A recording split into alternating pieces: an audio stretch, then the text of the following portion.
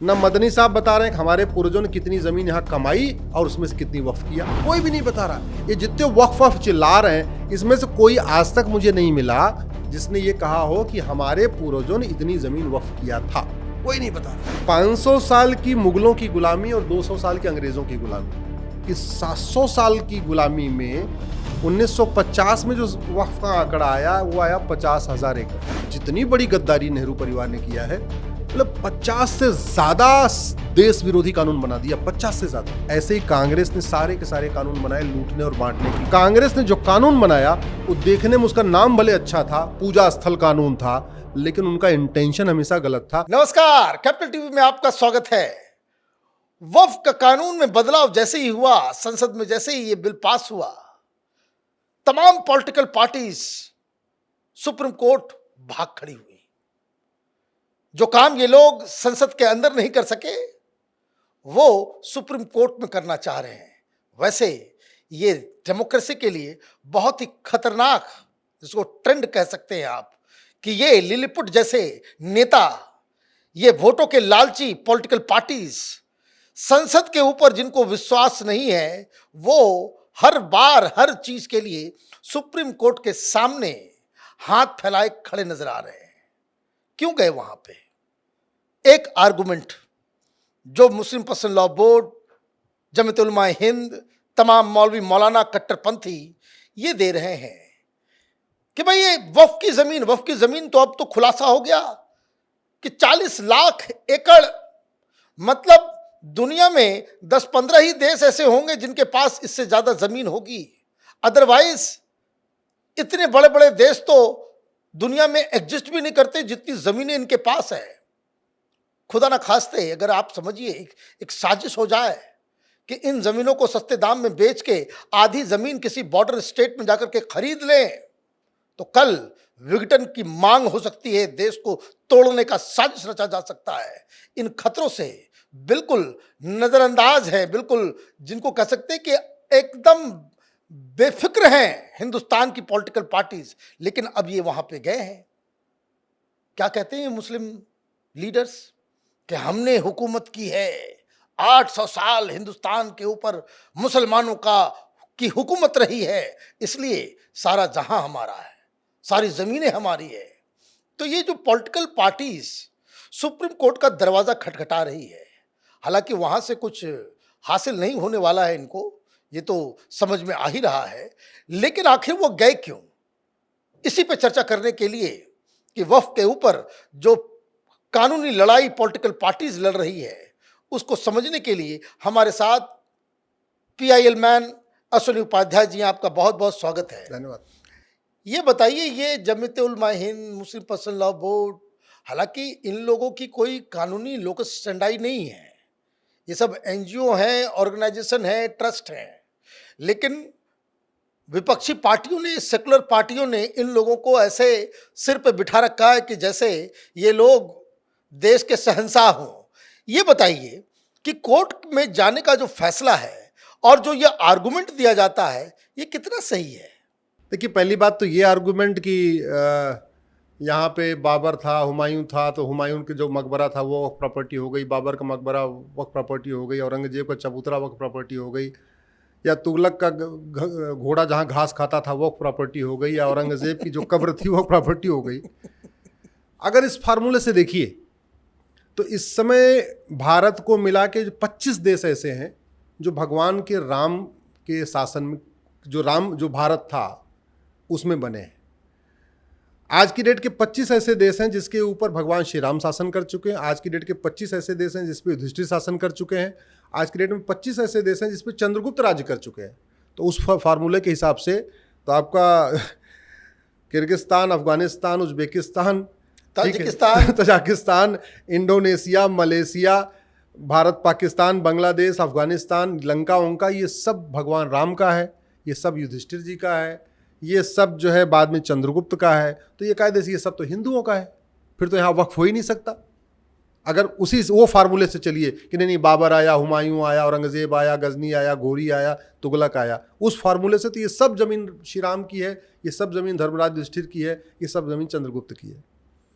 दूसरा फार्मूला जिसको ये कहते हैं कि मैं वक्फ मैं आज आपको बहुत गंभीरता के साथ कह रहा हूँ, भारत के संविधान में WAQF नाम का शब्द ही नहीं है।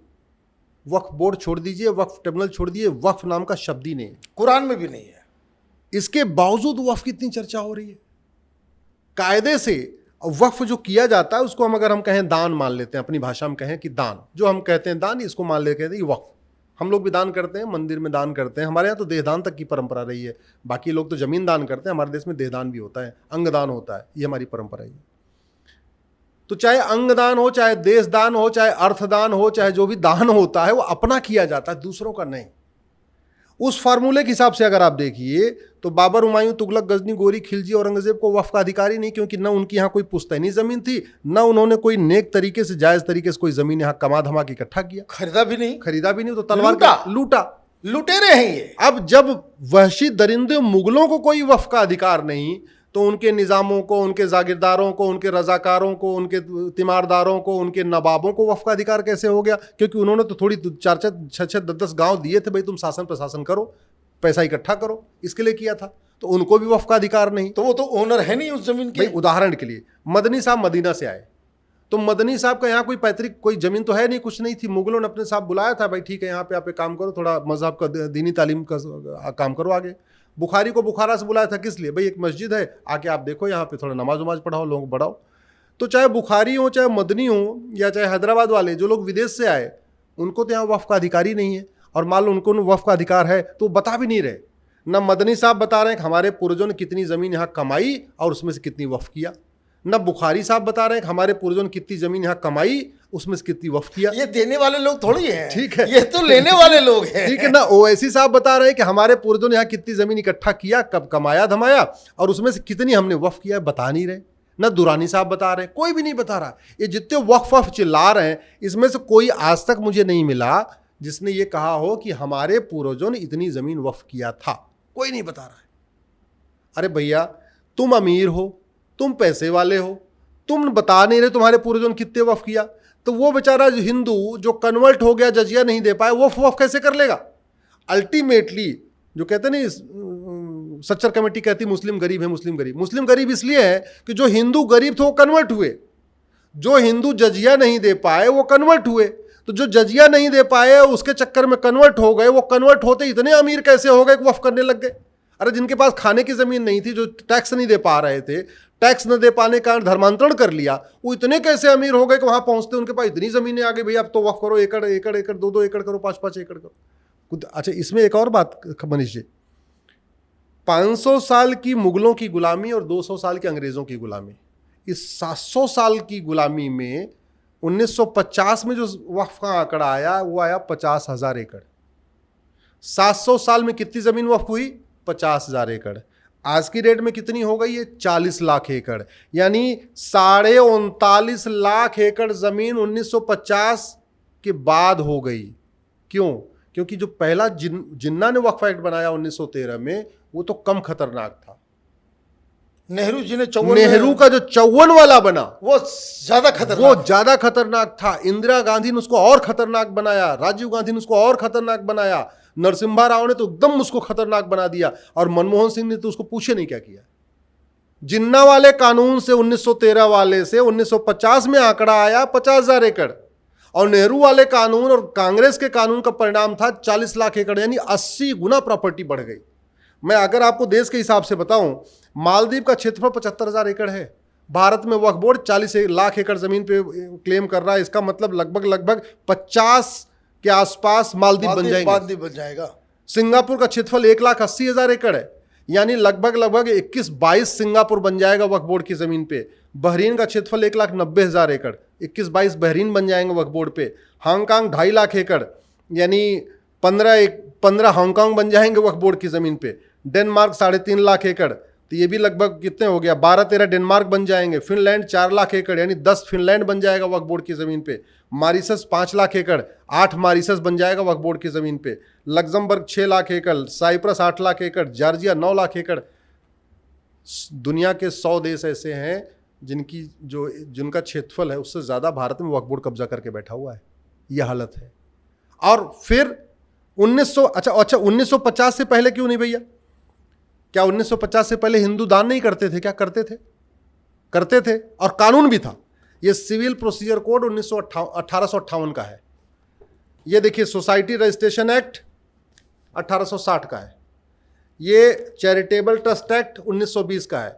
हिंदू, जैन, बौद्ध, सिख, मारवाड़ी, अग्रवाल, माहेश्वरी, टाटा, बिरला, जो लोग भी दान कर रहे थे वो सिविल प्रोसीजर कोड में रजिस्टर करवा रहे थे। ट्रस्ट एक्ट 1920 में इसको रजिस्टर करवा रहे थे। सोसाइटी रजिस्ट्रेशन एक्ट 1860 में रजिस्टर करवा रहे थे। मुझे समझ में नहीं आ रहा है कि मुस्लिम क्यों रजिस्टर नहीं करा रहे थे।